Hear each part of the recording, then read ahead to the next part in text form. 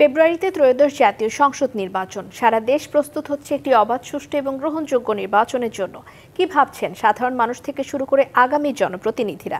সে কথা জানাতে ডিবিসি নিউজের ইলেকশন এক্সপ্রেস ছুটে যাচ্ছে সব সংসদীয় আসনে। এখন রয়েছে সংসদীয় আসন 64, সিরাজগঞ্জ 3-এ। ডিবিসি ইলেকশন এক্সপ্রেসে আমরা আছি সিরাজগঞ্জ 3 আসনে, সেটি হচ্ছে রায়গঞ্জ এবং তারাস উপজেলা নিয়ে। এই মুহূর্তে আমার সাথে যুক্ত হচ্ছেন সিরাজগঞ্জ 3 আসনের বিএনপি মনোনীত সম্ভাব্য প্রার্থী রাহিদ মান্নান ডাইনিন। আপনাকে স্বাগত জানাচ্ছি আমাদের সিএসআরএম ডিবিসি ইলেকশন এক্সপ্রেসে। আমি যতটুকু জানতে পেরেছি আপনার বাবা তিনবারই সংসদ সদস্য, এখানে 4বারই সংসদ সদস্য ছিলেন এখানকার। তো বাবার হাত ধরেই নিশ্চয়ই আপনি রাজনীতিতে এসেছেন, তো এই বিষয়ে একটু জানতে চাই আপনার রাজনীতি প্রসঙ্গে। ধন্যবাদ ডিবিসি ইলেকশন এক্সপ্রেসকে। আমি প্রথমেই শ্রদ্ধা স্মরণ করছি আমার স্বাধীনতার ঘোষক শহীদ জিয়াউর রহমানকে। আসলে আপনি যে কথা বলে, অবশ্যই আমার বাবার হাত ধরে আমার রাজনীতিতে আসা, বাবার অনুপ্রেরণাতেই আমার রাজনীতিতে পদার্পণ করা আর কি। আপনি যতটুকু জানি নির্বাচনের আর মাত্র 4 মাস বাকি। বিভিন্ন বিএনপি ছাড়া বিভিন্ন রাজনৈতিক দল ইতিমধ্যেই তাদের মনোনয়ন নিশ্চিত করেছেন, তাদের নিজেদের পরীক্ষায় পাশ করেছেন, পরবর্তীতে তারা নির্বাচনে নামবেন। কিন্তু আপনার দল এখনও মনোনয়ন দেয়নি, কিন্তু আপনার অনেকজন প্রার্থী আছেন। এই যে পরীক্ষায় পাশ করার জন্য আপনি কতটা প্রস্তুত বা কীরকম? আসলে ব্যাপারটা হচ্ছে এরকম যে আপনারা জানেন যে 1991 সালে বেগম খালেদা আমার বাবার প্রতি আস্থা রেখেছিলেন এবং উনি নির্বাচন জয়লাভ করে এই রায়গঞ্জ তারাসকে যেভাবে সংগঠিত করেছেন, যেভাবে উন্নয়ন করেছেন, তো উনার যে একটা অবদান আমাদের রায়গঞ্জ তারাসে রয়ে গিয়েছে। তো সেই ব্যাপারে আমাদের বিশ্বাস যে আমরা পুরোপুরি আশাবাদী। অন্য দল অবশ্যই তাদের কার্যক্রম শুরু করেছে, কিন্তু এই রায়গঞ্জ আসলে ধানের শীষের ঘাঁটি। তো এই বিএনপির ঘাঁটি যেহেতু, শুধু আমাদের নির্বাচনে হয়তো একটু এখন আমাদের যে জিনিসটা হচ্ছে দলীয় এখন নমিনেশনটা দেয়নি, এখনো দিলেন, সেটা আমাদের জন্য কোনো ব্যাপার হবে না ইনশাল্লাহ। তো বাবার কাছ থেকেই শেখা রাজনীতি, বাবা কিভাবে জনগণের কাছে গেছেন, কিভাবে কাজ করছেন, কিভাবে মানুষের মন জয় করতে হয়, সেটা আপনি কাছ থেকে দেখেছেন। তো আপনাকে যদি মনোনয়ন দেন, আপনি যদি পান, আপনি কিভাবে কাজ করবেন জনগণের কাছ থেকে? ধন্যবাদ। আমি দীর্ঘ 2006 সাল থেকে আমার বাবার সাথে ছায়ার মতো আছি। আমার বাবার 18 সালে নির্বাচন আগে 2017 সাল থেকে আমি প্রত্যক্ষভাবে আমি রাজনীতিতে জড়িত।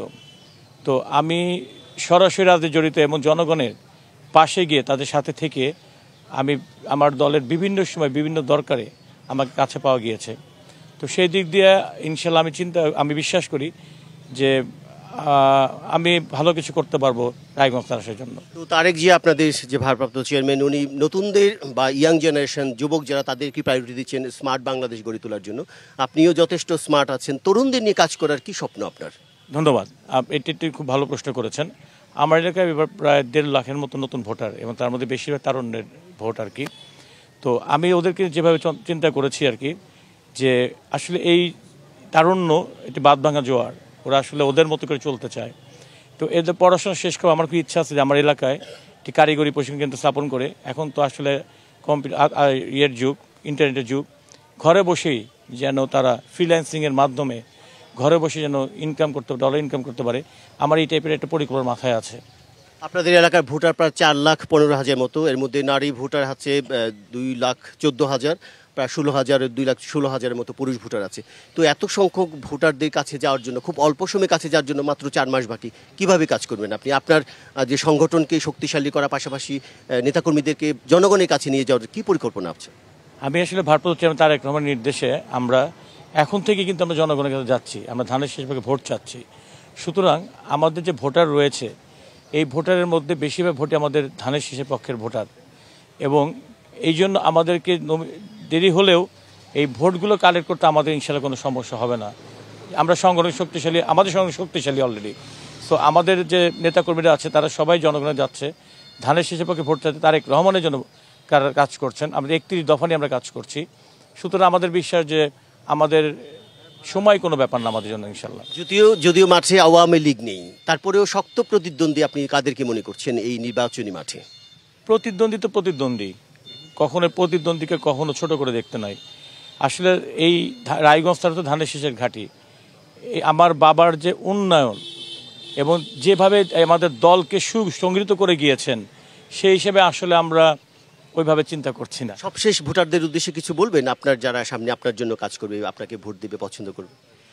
একটি কথা হচ্ছে, যেটা আমার ভোটারদের একটি কথা, যে দল যদি আগামীতে আমার নমিনেশন দেয়, সেক্ষেত্রে হচ্ছে আমাদের ভারপ্রাপ্ত চেয়ারম্যান তারেক রহমানের আস্থা এবং আমার বাবার আদর্শ, এটি নিয়ে আমি জনগণের সাথে কাজ করতে চাই। আপনার জন্য অনেক অনেক শুভকামনা রইল। আপনারা শুনছিলেন এখানকার সম্ভাব্য প্রার্থী, যিনি কিভাবে কাজ করবেন এবং দলটি সংগঠিত করবে সেটা আমরা বলেছেন। আমরা যাব পরবর্তীতে তারাস উপজেলা, এখানকার অন্য কোনো যে প্রার্থী তাদের সাথে কথা বলার চেষ্টা করব। CSRM, ডিবিসি ইলেকশন, আমাদের সাথে।